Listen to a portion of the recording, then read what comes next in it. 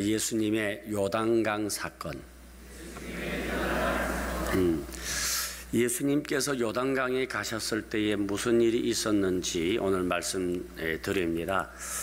지금 금요일은 지금 마태복음을 쭉 이렇게 강의를 하고 있는데, 오늘은 이 요단강 사건인데, 이 예수님에게 일어났던 요단강 사건이 오늘 이 말씀을 들을 때 여러분에게도 일어나게 될 줄 믿습니다. 이 사건이 일어나면은 예수님이 역사에 등장해서 위대한 구속사역 이루신 것처럼 여러분의 개개인의 삶에서 위대한 사건이 일어나게 될 줄로 믿습니다.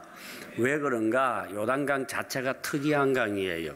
요단강은 기적의 강입니다. 그렇죠? 이스라엘 백성들이 40년 동안 젖과 꿀이 흐르는 가나안 땅에 들어가지 못했습니다. 그 원인은 요단강이 가로막고 있었기 때문이에요. 그런데 요단강이 쫙 갈라져서 윗물은 멈춰서고 아랫물은 흘러가고 대로가 열려줍니다. 그때 이스라엘 백성들이 그렇게 꿈에 그리던 간절히 소원하던 그런 가나안의 축복의 땅에 들어가게 된 줄로 믿습니다. 오늘도 요단강이 열려진 것처럼 여러분의 생애 속에 요단강이 열려지면 가정문도 열리고 사업의 문도 열리고 축복의 문도 열리고 무엇보다도 믿음의 문이 열려지게 될 줄 믿습니다. 자, 그러면 예수님이 요단강에서 무엇 하셨느냐? 세례 받으셨다 그럽니다. 세례 받으셨어요. 그러면 하나님의 아들 예수님께서 왜 세례를 받으셨느냐 이 말이죠. 세례라고 하는 것은 정결의식입니다. 정결의식. 그렇기 때문에 죄 있는 사람이 속죄한다고 하는 그러한 고백이 있을 때에 세례를 베풀잖아요. 그래서 세례는 정결의식이에요. 속죄의식인데 왜 예수님께서, 죄가 없으신 예수님께서 그 세례를 받으셨느냐? 그것은 예수님은 모든 인류의 머리가 되시고 본이 되기 위해서 먼저 예수님이 하나님의 법을 지키는 그런 본으로서, 모델로서, 롤 모델로서 예수님이 세례 받으신 거예요. 그렇기 때문에 세례 요한이 처음에 거절했잖아요. 어떻게 당신이 나에게 세례를 받겠습니까? 그렇게 거절하잖아요. 그런데 예수님께서 허락하라. 이제 허락하고 세례를 베풀라. 사실 세례 요한이 예수님에게 세례 베풀 수가 없지요. 그렇지만은 예수님이 기어코 세례를 받아야 되겠다고 하는 것은 뭔가 모든 사람들에게, 성도들에게 본이 되기 위해서 그랬단 말이에요. 그래서 이 법이라고 하는 것은 여러분 위에서 지켜져야 되는 거예요. 그죠? 위에서 지켜져야 되는 거예요. 윗사람이 지키지 아니하면 여러분 아랫사람이 그걸 따르지를 않는 거예요. 그래서 지금 현재 우리나라에 큰 혼란이 어디서 있습니까? 어디에 있습니까? 윗사람들이 지키지 않는 거 아니에요. 그렇죠? 윗사람들이 지키지 않으니까 이런 혼란이 찾아오게 된 거예요. 그러니까 어느 단체든지 어느 모임이든지 반드시 머리 되는 사람은 이런 부분에 대해서 본이 돼야 돼요. 법을 먼저 지켜야 되는 거예요. 지켜야 돼요. 그래서 예수님께서는 이 법을 지키는 그 의식, 한 번은 그 뭡니까? 세금 문제를 가지고 그랬잖아요. 이 세금을 어떻게 하나님께 바쳐야 됩니까? 어떻게 해야 됩니까? 그랬을 때 가이사의 것은 가이사에게 바치고 하나님의 것은 하나님께 바쳐라. 그래서 나라의 법도 지켜라. 그렇게 예수님 말씀하셨어요. 그래서 예수님은 철저하게 법을 지키는 분으로 나타나고 있습니다. 그 다음에 이제 두 번째 또 한 가지는 예수님께서 이 세례를 받으시는 그 이유가 뭐냐면 이제는 복음 사역의 시작인 거예요. 예수님 이제 세례 받으시고 이제 성령 받고 이제 사역하셨잖아요. 그래서 이제 예수님이 나이가 30세가 되어서 이제는 복음을 전하겠다고 하는 그 시작에 세례를 먼저 받으셨다고 하는 것이죠. 예, 그러니까 우리가 제일 먼저 우리가 하나님의 복음 사역을 위해서 예수님처럼 우리가 먼저 해야 될 것은 세례 받는 것이 먼저입니다. 네, 그래서 세례 받고 집사 되시고, 예, 세례 받고 또 성가대도 하고, 세례 받고 또 셀장도 하고, 세례 받고 무언가를 교회 안에서 이렇게 구원사님, 장로님 다 세례가 제우선이에요. 네, 세례 받지 아니하고는 안 되잖아요. 예, 그래서 이것이 교회 질서단 말이에요. 교회 질서. 이 질서라고 하는 것은 여러분 대단히 중요합니다. 교회에서 물론 여러분들이 뭐 너나 나나 다 같이 하나님 자녀고 뭐 없어도 다 직접 하나님께 직통해서 기도해서 응답 받겠다. 예, 그러면 하나님이 교회라는 이 질서를 세우지를 않지요.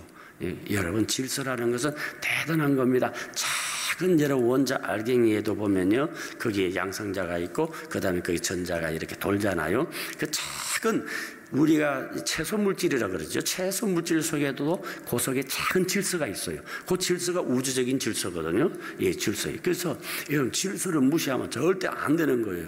내가 차가 이 길로 가야 되는데 내 마음대로 그냥 돌아서 이래요. 그냥 돌아서 가겠다고 되돌아가면 어떻게 되겠어요? 아마 2, 3분 내에 사고 나겠지요. 그래서 하나님께서는 질서의 하나님이십니다. 예, 그 질서를 꼭 이렇게 지키도록 하나님 명하셨죠. 예, 그렇기 때문에 이 순서, 먼저 우리가 하나님 일하기 전에 반드시 세례 받으시고, 그 다음에 하나님 일을 하라고, 이런 순서가 있는 거예요.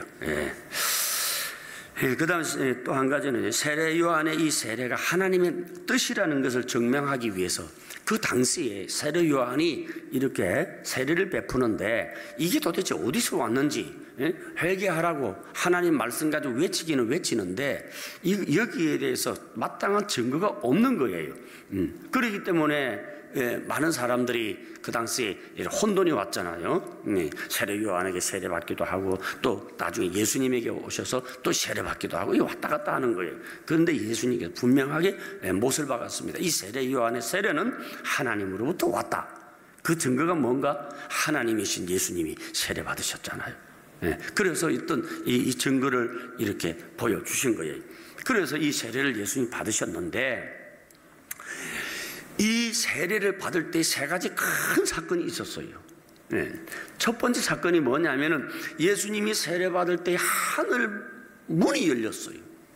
하늘 문이 열린 거예요. 그리고 성령이 비둘기같이 임하게 되었다 이 말이에요. 그렇죠? 네. 오늘 여러분 우리 신앙생활에도 하늘 문이 열리기를 바랍니다. 네. 여러분 하늘 문이 열리면은 쉽게 말하면은 내 영적 생활에 하늘이 뚫려버리면 다 뚫려버리는 거예요. 가정 문제 다 뚫리지, 자녀 문제 다 뚫리지, 다 해결되지 않습니까? 그래서 이 하나님의 관계가 중요한 거예요. 여러분 이게 여러분 오늘날도 우리 시대에 이 하늘문 열리는 사건이 있다니까요. 예. 이게 하늘문이 열려져 보세요. 그러면은요 보인다니까. 하늘이 열리니까 하늘을 보는데 세상이 안 보이겠느냐고.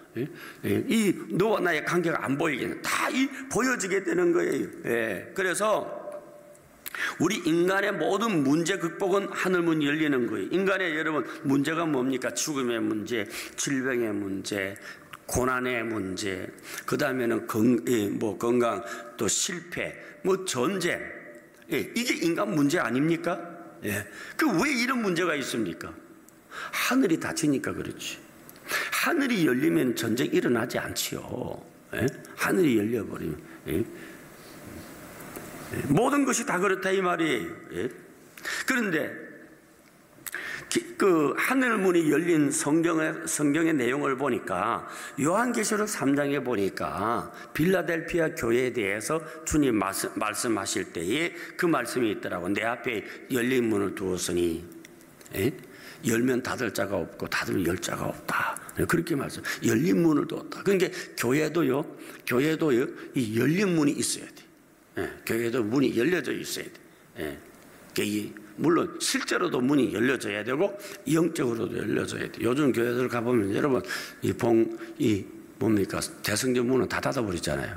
막아버리고. 그게 왜 막느냐 물어본 게 도둑님이 와서 요즘은 막는다 그렇게 얘기하는데 참 그 보통 문제가 아니에요. 그래 아무튼 교회 문이 열려져 있어야 돼. 교회가 하나님과 이렇게 열려져서 여러분들이 이 교회에 와서 엎드려서 기도할 때에 하나님의 음성을 듣고 아멘. 모든 역사가 해결되는 그런 일이 있기를 바랍니다. 예. 그 다음에 또 언제 하니 사도행전 10장에 보면은 베드로가 기도할 때에 하늘이 열려 하늘에서 보자기가 내려와서 그 이상한 불결한 짐승이 있는 거예요. 그래서 베드로가 이게 뭡니까 했더니 먹으라 그랬어요. 그래서 나는 이렇게 부정한 거 못 먹습니다. 그랬더니 또다시 음성이 들렸는데 3번 음성이 들렸어요. 그리고 이제 그 보자기가 이제 하늘로 올라갔잖아요. 그러고 난 다음에 고넬료 가정에서 사람이 와서 요바로 초청해서 최초의 그 뭡니까 이방인의 가정에서 성령 강림 사건이 거기서 일어났다 이 말이죠. 그러니까 거기서 열린 거예요. 그러니까 언제 열렸어요? 기도하다가 열린 거예요. 기도 시간에 베드로 기도 시간에 열렸거든요. 하늘이 열려진 거예요. 오늘 여러분 여기 계신 여러분들 가정에 여러분의 모든 삶의 길에 하늘문이 활짝 열려지기를 바랍니다. 또 다니엘서에 보면 또 있잖아요. 다니엘이 예루살렘을 향하여 창문을 열어놓고 하루 3번씩 계속 기도했잖아요.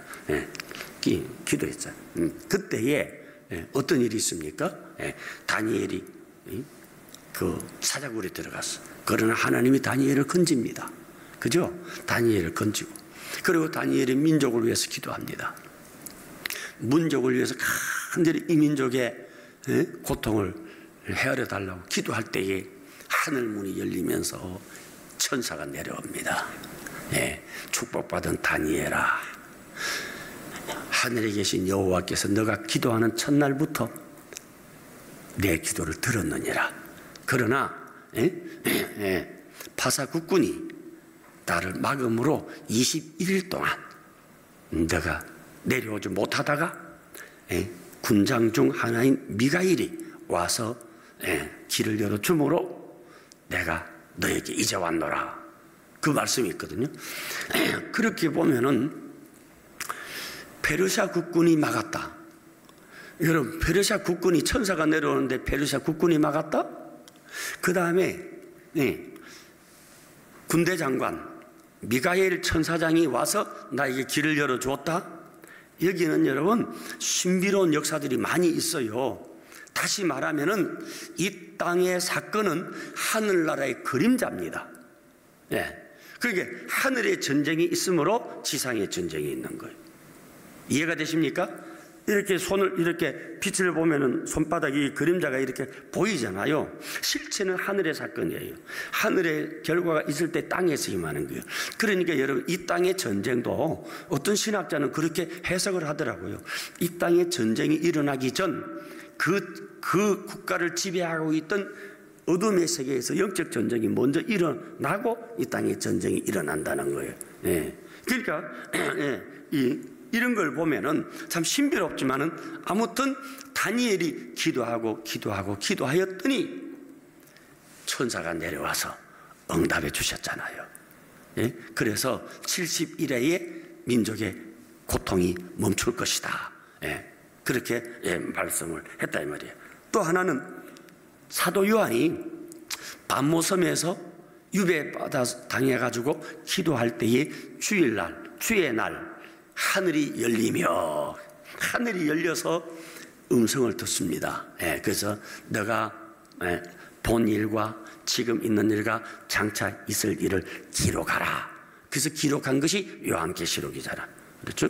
그래서 이런 거 보면은 전부 다 요한도 반모섬에서 기도하다가 계시받았고 다니엘도 기도하다가 천사를 만났고 아멘.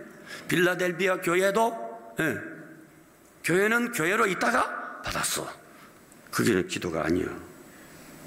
그냥 이 빌라델비아 교회는 적은 능력을 가지고 하나님 말씀을 지키다가 하나님이 문을 열어주셨다 그러거든요. 예. 그러니까 여기에서 보면은 우리가 믿음을 지키다가 보면 하늘문이 열리고 기도하다가 보면 하늘문이 열리는데 오늘 이 밤에 기도하다가 하늘문이 쫙 열려지기를 바랍니다. 예. 하늘문이 열려지기를 바랍니다. 예. 제가 이 교회 개척할 때에 그냥 개척한 거 아니에요. 하늘문이 열렸어. 기도하다가 하늘에서 그냥 별똥 같은 거 불덩어리가 자꾸 떨어지길래 큰일 났다고 다 죽었다고. 예. 그렇게 하면서 막 벌벌벌 떨고 있을 때에 그 불덩어리가 가슴에 붙더라고. 제 가슴에. 예. 가슴에 붙으면서 담대하라. 예. 그렇게 말씀. 그래서 이 개척이 하나님 주신 사명이구나 그렇게 생각하고 이제 개척 시작했는데 오늘의 남서울 비전교회가 되었더라 이 말이에요. 아멘이십니까? 네. 자, 그다음에 두 번째 하늘이 열리고 그다음에 이제 요단강에서 올라올 때에 무엇이 임했습니까? 무엇이 임했어요? 성령이 비둘기같이 임했잖아요. 그래서 예수님의 요단강 사건 두 번째 사건은 성령 강림 사건이에요. 그런데 예수님께서 성령이 예수님에게 임하실 때에 왜 성령이 비둘기같이 임했느냐는 것이죠. 성경에 보면은 여러분 이 성령이 임할 때 다 틀려요. 자, 오순절날 제자들에게는 성령이 불같이 임했지요. 그렇죠? 그 다음에 구약의 왕, 제사장, 선지자에게 기름 부을 때에 성령이 임했지요. 성령이 임했다고요. 또 예수님께서 그 성령이 바람이 임의로 불매 어디서 와서 어디로 오는 것을 모르는 것처럼 성령으로 난 사람은 다 이렇다. 그래서 성령을 바람으로 또 비유한 적이 있습니다. 또 요한복음 7장 39절이니까 목마르거든 내게로 와서 마셔라.